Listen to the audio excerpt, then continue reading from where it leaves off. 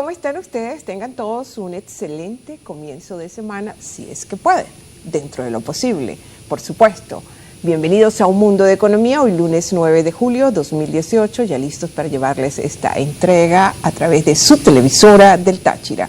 Fidel, ¿cómo estás tú? ¿Cómo pasaste ese fin de semana? Bien, gracias a Dios y contento porque efectivamente estamos aquí con ustedes. Cosa que no es fácil, ¿no? No, en vista, que lo diga yo. En vista de las circunstancias. Del transporte, de todo. Viviendo, transporte, bueno, pare de contar, todo tiene... Pero cumplimos con nuestro compromiso, sí, bueno, con nuestro deber, hacemos claro. El esfuerzo y efectivamente aquí estamos. Amigos, con ustedes queremos compartir hoy, como acostumbramos los lunes, en este primer segmento, la noticia más importante de las últimas horas o días. Y sigue siendo la noticia más importante el hecho de que el gobierno le está exigiendo a los empresarios privados del sector industrial, concretamente de alimentos, entregar el 70% de toda su producción al gobierno.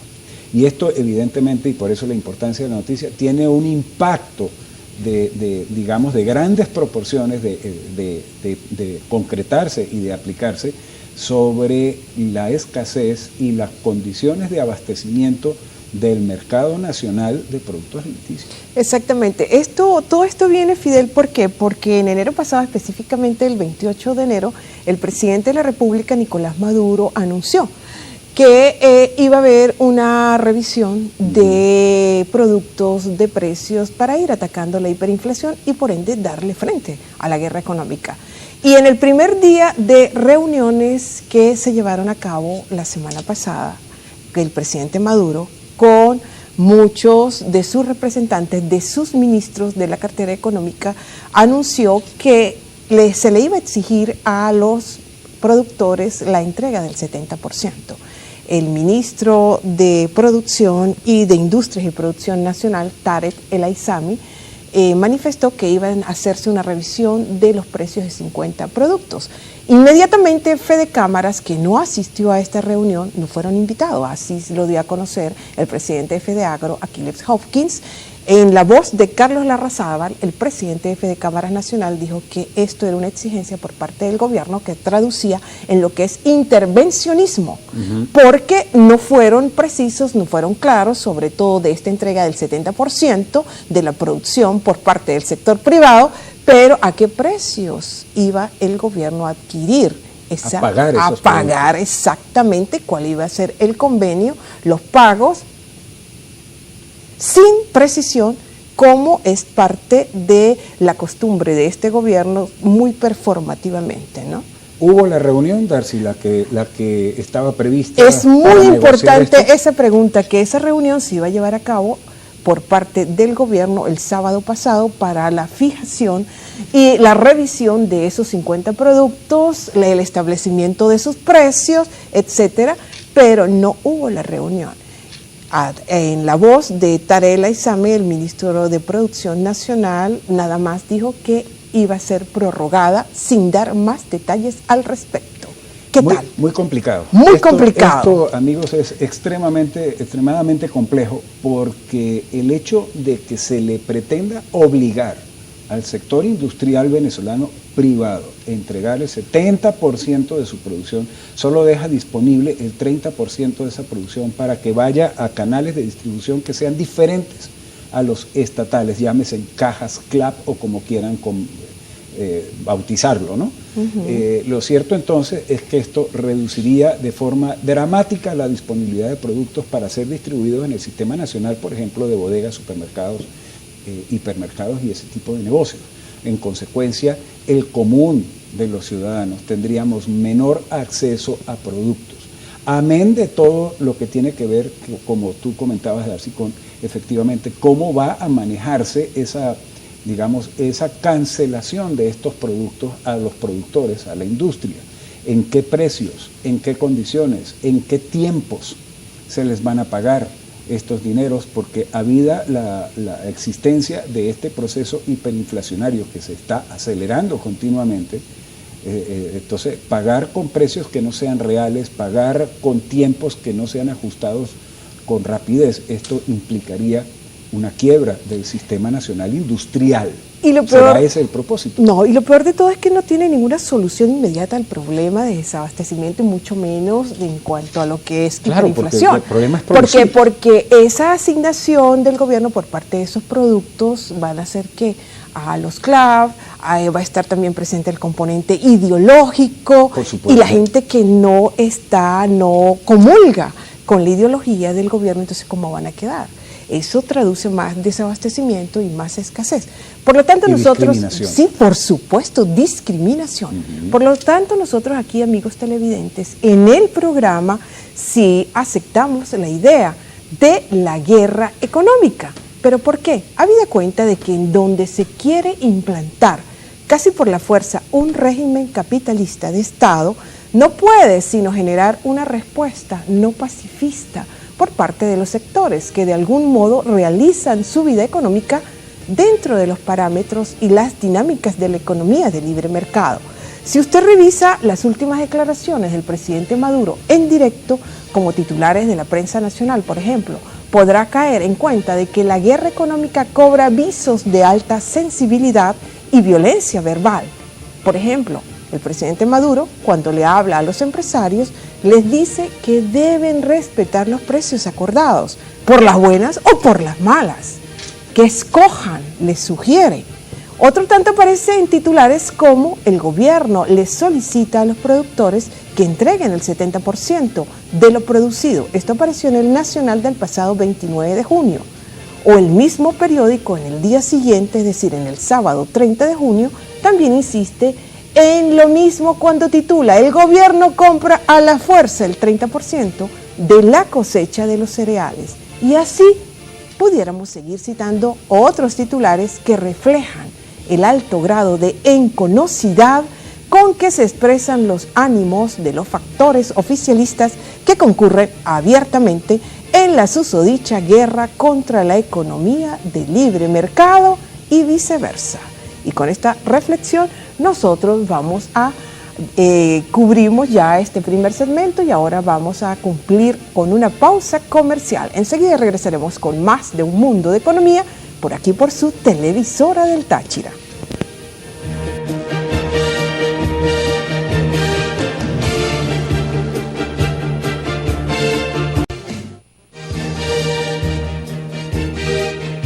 Amigos, estamos aquí de nuevo con ustedes en Un Mundo de Economía, hoy lunes 9 de julio en vivo.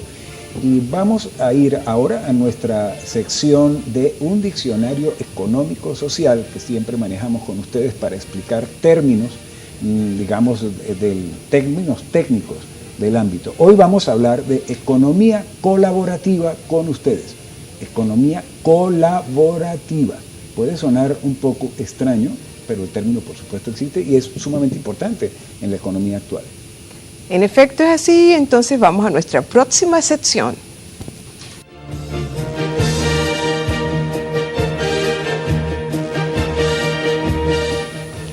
Bueno, ¿y cuál es el término? Fidel ya lo dijo: economía colaborativa. Siendo el modo de producción capitalista una fórmula económico-productiva altamente avanzada, tanto en la producción de bienes y servicios a escalas planetarias, no es para nada extraño que una de las manifestaciones de ese avance lo recoja la esfera del consumo, el cual, complejizado en sus estructuras, ha venido desarrollando en el marco de las economías saneadas la modalidad de la economía colaborativa, o si se quiere, buscando mayor precisión conceptual, consumo colaborativo o consumo compartido. En el mundo de las ideas nuevas, transformadoras, está la de la economía colaborativa, que presenta el consumo colaborativo como la forma de compartir propiedades, bien sea casas, yates, autos, cursos educacionales, etcétera, que dentro de esa nueva lógica colaborativa se le extraería economía a aquellos productos que no se usan todo el tiempo. El consumo colaborativo se entiende como una respuesta a lo injusto de la vida material, en la que a unos les falta lo que a otros les sobra. Esta respuesta parte desde el año 2007 gracias a la visión de Ray Algar, quien escribió un artículo titulado Consumo colaborativo. Con él atacó, aparte de la injusticia del mundo de los propietarios únicos, la ineficiencia propia del individualismo, fomentado por el capital del tener. Datos como por ejemplo el de Estados Unidos, donde hay 80 millones de taladradores domésticos y sin embargo sus dueños solo lo utilizan en promedio 13 minutos y medio más o menos en un semestre. Sin duda esto pues da pie para que tales instrumentos se den colaborativamente a otras personas que lo necesitan de igual forma, o sea, por una minúscula porción de tiempo. Así sucede con las bicicletas, con las motos y las viviendas, entre otras cosas que compartidas permiten que sus co-dueños, aparte de hacer economía, también en algún volumen combaten la tendencia egoísta de poseer un bien para ellos solos. Hasta aquí este término, Fidel. ¿Qué te parece esto de la economía colaborativa y sobre todo el consumo colaborativo? Claro, eso es muy interesante, pero evidentemente exige a la sociedad y exige a la población un sentimiento más reducido, más controlado, más dominado del egoísmo, ¿no? Y esa parte pues está un poco complicada en el mundo actual. Sin embargo, sin embargo, está progresando esto de la economía y el consumo colaborativo en el mundo. Fidel, pero, por ejemplo, en Venezuela no lo vemos. No, por supuesto que no. La crisis. No, y en una economía tan atípica, tan de todo, y que en crisis, sabemos que en crisis lamentablemente no hay piedad. Y el rostro de la crisis, como puede presentar una parte muy positiva, altruista, colaboracionista, también está el otro lado del egoísmo, del individualismo, y bueno. Y claro, como la gente está en el modo de supervivencia. Fíjate, lo que es hacer economía colaborativa, por ejemplo, el de los taladros. Tú tienes un taladro y que lo utilizarás en promedio 4 veces, 5 veces al año, pero tú tal vez lo puedes alquilar por una mínima cantidad para que sea utilizado en una mínima porción de tiempo por otras personas que también pueden ser tus vecinos, requieran y necesiten. Exactamente. Efectivamente, que pueden ser tus vecinos. No lo vas a dar gratis, de repente. No vas. En algún sentido, tu vivienda. Porque tú lo decías muy bien, la crisis saca lo mejor y lo peor de las personas y efectivamente está sacando del venezolano ese espíritu colaboracionista y mucha gente está practicando esto de la economía y del consumo colaboracionista. Por ejemplo, quienes tenemos todavía la virtud de tener un automóvil operativo y funcionando, le damos colas a la gente que está en la calle esperando transporte y que no va a llegar el transporte y que no tiene carro tampoco. O haces tú un plan, Fidel, por ejemplo, un vecino tuyo que cubra la misma ruta, pues bueno, te pueden dar una cuota semanal si es para ir al trabajo. En fin, eso es hacer una economía colaborativa. Tipo de cosas están ocurriendo, claro. Efectivamente. Y he visto vecinos que le prestan la licuadora al de al lado, ese tipo de cosas. Así que los invitamos a ustedes a practicar esto del colaboracionismo, indiferentemente de que vivamos o no en crisis. Vamos a hacer un corte comercial, amigos, y regresamos con Táchira y su economía. No se retiren, ya venimos.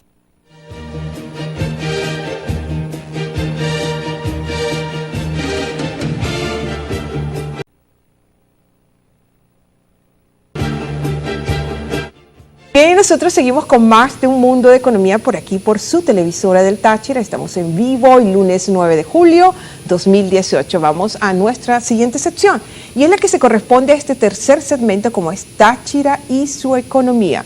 Y decimos en este mediodía de que los precios del transporte público se están haciendo cada vez más insostenibles y es una lógica dada que la unidad de vehículos que ofrecen el servicio de transporte público pues cada vez son menores por circunstancias, bueno, repuestos, carestía, falta de mantenimiento, muchos se han ido del país y parece de contar. Enfrentar ese día a día aquí, Fidel, en cuanto a lo que es tener una necesidad de transporte público es toda una odisea. Aparte, si es lo que son las tarifas de urbanas, tener que 50, 60 mil bolívares en efectivo. Tú me decías que se redujeron lo que es la tarifa de San Cristóbal a Cordero. Sí, la bajaron un poquito. Un poquito. Efectivamente. Pero tener ese efectivo, esto es un vía con crucis. La inflexibilidad de la situación, ¿no? Claro. Que si es un vía crucis. No, que lo diga yo. Ve uno la gente caminando en la calle, pero en cantidades impresionantes. Y lo peor, que no se veía. Te digo, y no es tanto caminar, verlos como cualquier transeúnte, ¿no? Porque de una u otra manera le proporcionaría beneficios para su salud. Están caminando. Entre comillas. Ok, entre comillas. Pero verlos en un camión, o como se denomina ya vulgarmente, coloquialmente, me disculpan la expresión, perreras, en los camiones. Eso es donde no hay calidad, eso es deplorable. Donde no hay calidad absolutamente porque de ningún eso tipo. Determina y eso pone en evidencia el dogma de los gobiernos de tipo socialistas que aplican cómo dominar una población a través del aplastamiento de la moral. Y es una contradicción. De una persona, de un país, claro. Sistema socialista que no valora a la sociedad ni valora al ser humano, porque, bueno, para muestra un botón, esto de tratarnos como ganado. Ahora, esto que estamos hablando, ok, no hay transporte, las dificultades, vehículos dañados, también hay que tomar en cuenta que muchos choferes pues prefieren destinar su vehículo a que cubra una ruta diferente a lo tradicional, a las líneas que están suscritos, porque pueden obtener utilidades más altas. Por ejemplo, cubrir la ruta de transporte entre San Cristóbal y San Antonio, y Ureña, a la frontera. Hay que ver la cantidad de vehículos de transporte de buses y busetas que están cubriendo esta ruta, que cobran unos montos de dinero mucho mayores a los que podrían cubrir en sus rutas tradicionales. Idem, lo mismo, los taxis, ¿no? Ahora, esa parte. Lo cierto es que el transporte está muy reducido. Los costos de los fletes del transporte muy altos en comparación de la capacidad adquisitiva y de pago que tiene el ciudadano, amén del hecho de que no hay existencia del efectivo. Entonces la gente se ve obligada a caminar. Muy bien, pero ¿qué pasa con la gente que tiene dificultades físicas? ¿Quién está sufriendo más de estas circunstancias? Sin lugar a dudas, la población de adultos mayores. No, y las distancias. La tercera edad. Las distancias o las condiciones climáticas, se está cayendo un chaparrón de agua. Y en estos días que llueve tanto, es porque estamos en un invierno abierto, pues, un invierno fuerte. Bueno, ahí están las situaciones. Ahora, en ese contexto hay quienes están intentando hacer cosas. Por ejemplo, el alcalde de la ciudad, del municipio, Gustavo Delgado, manifestó en días pasados que tuvieron reuniones en Caracas con el Ministerio de Transporte, en donde llevaron un informe muy completo de lo que está pasando en la ciudad y en el Estado en general, haciéndole exigencias al gobierno de que apoye al sector del transporte. Pero sin embargo, bueno, cualquier apoyo que puedan recibir frente a esta hiperinflación que se está viviendo, Darcy, ¿cuánto cuesta un caucho, amigos, para un bus? 600 millones de bolívares, un caucho. Hoy.